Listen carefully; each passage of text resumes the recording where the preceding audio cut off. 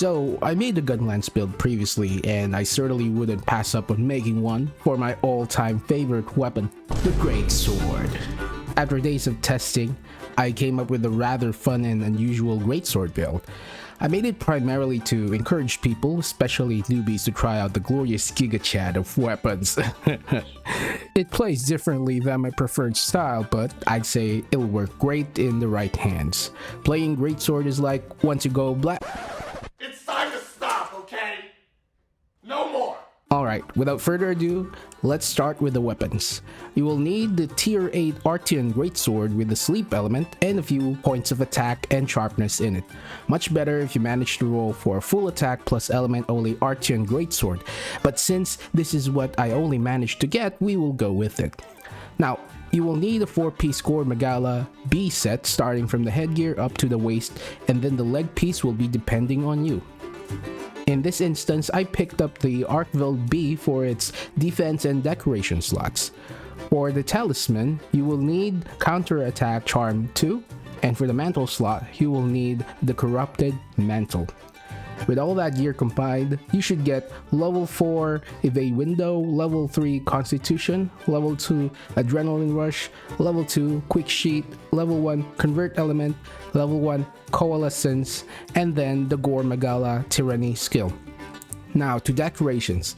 With all the decorations equipped, you should get level 3 crit draw, level 3 crit status, level 3 focus, level 1 handicraft, level 5 adrenaline rush, level 5 evade window, level 3 constitution, level 3 tool specialist, level 3 quick sheath, level 1 convert element, level 1 coalescence, level 1 flinch free, and the Gore Magala Tyranny skill. Now we move on to the skill explanation and why we picked said skills. Critical draw is the core skill of this build, and it's bread and butter. What I mean by that is that it drastically changes the way a Greatsword plays. From the normal 3 charge combo, it turns it into a hit and run playstyle, which is reminiscent of the way Greatswords were back in old Monster Hunter games.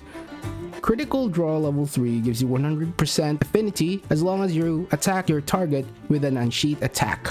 This works well with the fact that you could hold Y on a PC controller, triangle on a PS controller, or left mouse click on the mouse to charge your unsheathed attack before landing it to your intended target. So how it will go is charged attacks during safe openings, and then quick unsheath attacks for everything else.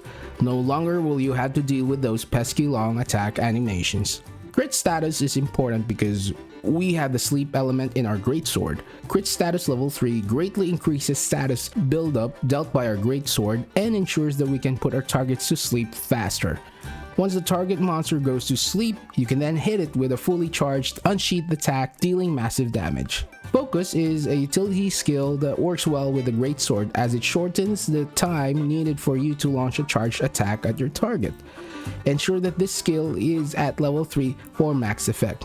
Level 1 Handicraft is an optional skill and is only here because I don't have a level 3 focus only decoration. Handicraft extends your weapon sharpness for a bit depending on how many levels of it you have. Now let's move to armor skills. Adrenaline Rush gives you extra damage boost upon executing a perfectly timed evade. At level 5, the skill gives you plus 30 attack while it's active. Adrenaline Rush works well with Evade Window because Evade Window will make those perfect evasions easier. Constitution is a handy utility skill because it decreases fixed stamina depletion with actions like blocking or evading, which we will be doing a lot in this build. At level 3, Constitution will give you 30% reduction to stamina cost, which is a reasonable enough amount. Tool Specialist is an optional skill and can be replaced with other armor skills that you want.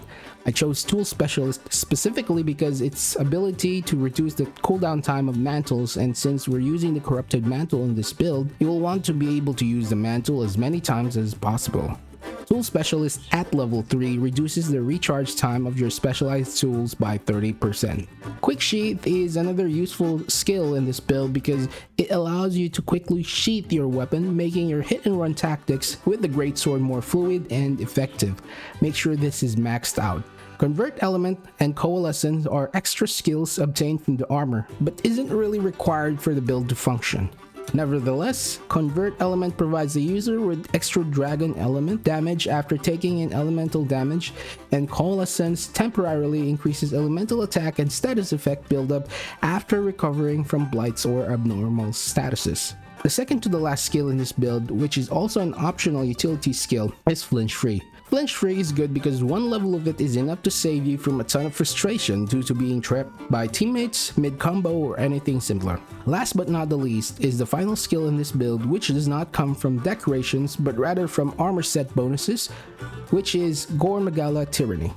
Gore Magala Tyranny works by infecting you with Frenzy, and if you manage to recover from it, you will gain a boost of plus 15 raw damage. It's a perfect icing to this cake, don't you think? Well, that sums up about everything. Thank you for watching this video. If you like my content, don't hesitate to leave a like and then subscribe. It'll go a long way in helping me make more content for you guys. And before I forget, here's a footage of the build in action as a bonus. Well, I'll see you in the next video.